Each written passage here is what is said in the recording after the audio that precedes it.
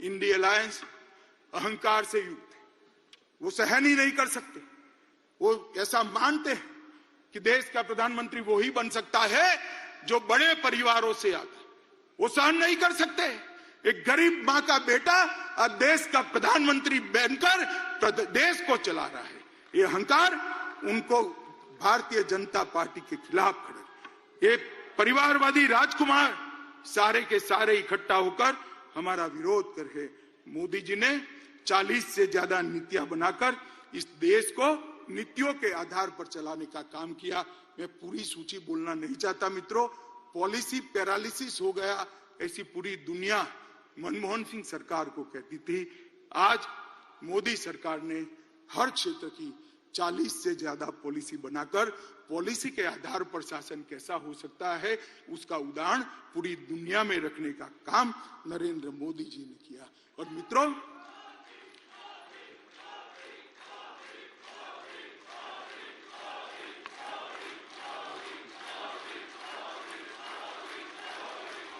भारत माता की। मित्रों, मैं और आप हमारे नेता के वखान करें, पत्रकार भी कहेंगे, एक घमंडिया गठबंधन भी करेगा, आपको ऐसा ही करोगे। मगर मैं आज देश की जनता का भी धन्यवाद करना चाहता हूं। आपने बार बार भारतीय जनता पार्टी को आशीर्वाद देकर, मोदी जी को आशीर्वाद देकर अपना समर्थन देता है।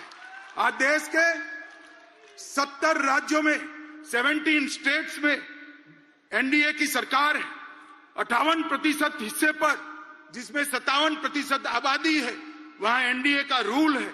गुजरात में हम लगातार 6 चुनाव जीते। मध्य प्रदेश में 21 सालों से शासन में है। गोवा में 3 बार जीते। उत्तर प्रदेश में 2 बार जीते। उत्तराखंड में 2 बार जीते। हरियाणा में 2 बार जीते। अरुणाचल में 2 बार जीते। आसाम में 2 बार जीते। त्रिपुरा में 2 बार जीते। मणिपुर में 2 बार जीते। और छत्तीसगढ़ और राजस्थान में भी 3-3 टर्म तक मैंडेट मिला था। और फिर से चौथा मैंडेट छत्तीसगढ़ और राजस्थान की जनता ने दिया है। बिहार, महाराष्ट्र, मेघालय, नागालैंड और सिक्किम, वहां एनडीए को बार बार आशीर्वाद मिला।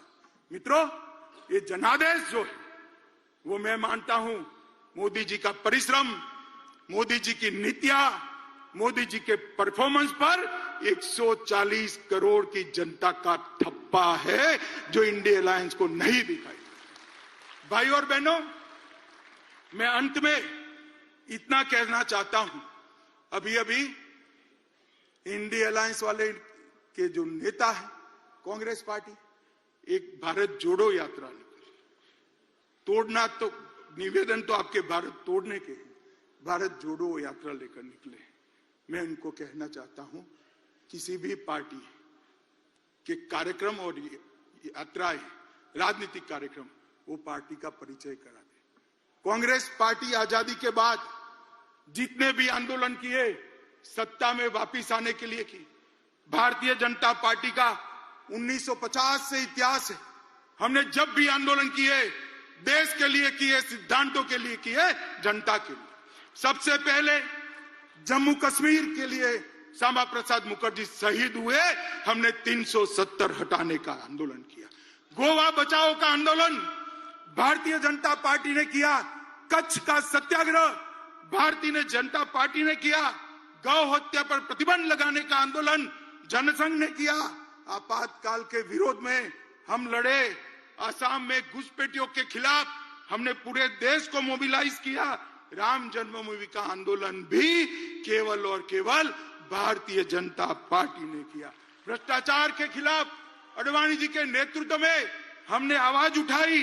तेलंगाना आंदोलन भी भारतीय जनता पार्टी ने किया और सबरीमाला का आंदोलन भी भारतीय जनता पार्टी ने किया।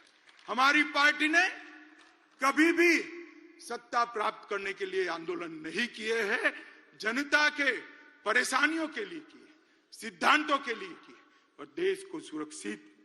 अब हम सब ने देश की जनता के सामने जाना है।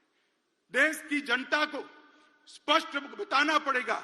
एक और ये परिवारवादी पार्टियां हैं और दूसरी ओर एक गरीब मां का बेटा इस देश का प्रधानमंत्री बना है। आप किसको पसंद करें? एक और 60 साल से भ्रष्टाचार की गंगा जिस पार्टी से बहती है वो कांग्रेस पार्टी है, और दूसरी ओर 23 साल से शासन में होने के बावजूद भी कपड़े पर एक भी दाग नहीं लगा, ऐसा नरेंद्र मोदी है। एक और तुष्टीकरण की राजनीति करने वाला एक घमंडिया गठबंधन है, और दूसरी ओर राष्ट्रभक्ति और राष्ट्रवाद से ओतप्रोत भारतीय जनता पार्टी है। आप किसको सिलेक्ट करोगे? एक और कुछ बनने के लिए राजनीति में आए हैं, और दूसरी ओर भारत माता को सर्वस्व समर्पित कर पूरा जीवन देकर काम करने वाले व्यक्ति है। एक और हर साल 3 महीने विदेश में वैकेशन करने वाला नेतृत्व है, और दूसरी ओर 23 साल से एक भी छुट्टी न देने वाला कर्तृत्ववान नेतृत्व। एक और दिशा विहीन राजनीति है, दूसरी ओर एक युग दृष्टा नेता के नेतृत्व में महान भारत की रचना को आगे बढ़ाने वाली भारतीय जनता पार्टी है। देश की जनता को हमने बताना पड़ेगा, घर घर जाना पड़ेगा। मित्रों, मोदी जी ने आजादी के अमृत महोत्सव के वर्ष में हर भारतीय के मन में देशभक्ति की भावना जागरूक की, हर युवा को आजादी के आंदोलन से वाकिफ कराया है, और 75 वर्ष की सारी सिद्धियां इरिस्पेक्टिव ऑफ पार्टी देश की जनता के सामने रखी है। और सबसे बड़ी बात, आजादी के बाद जब अमृत काल में शताब्दी तक पहुंचेंगे, तब महान भारत की रचना का संकल्प मोदी जी ने 140 करोड़ की जनता के मन में प्रत्यारोपण किया है। तो बहुत बड़ी बात है। एक सामूहिक चेतना, एक सामूहिक संकल्प, और संकल्प को सिद्ध करने का सामूहिक पुरुषार्थ इतने बड़े देश में जागरूक कोई और ही कर सकता है। मित्रों, हमारा नेतृत्व, हमारा नेता संवेदनशील है। मोदी जी संवेदनशील है, हम सब जानते हैं। जनता की तकलीफों को जानते हैं, जनता की भावना को समझते। एक युग दृष्टा नेता है, वो कर्मठ है, कठोर परिश्रम करते हैं, कठोर निर्णय लेने में भी पीछे मुड़कर नहीं देखते हैं। चीन के सामने सीना तान कर खड़े रहते हैं, और पाकिस्तान के घर में घुसकर सर्जिकल स्ट्राइक भी करते हैं। नोटबंदी, गरीबों के कल्याण के लिए नोटबंदी, यही नेतृत्व ने की। विश्व मित्र की भारत की छवि भी हमारे नेता ने ही बनाई। वैक्सीन के माध्यम से 100 से ज्यादा देशों के कोरोना काल में उन्होंने बढ़ा।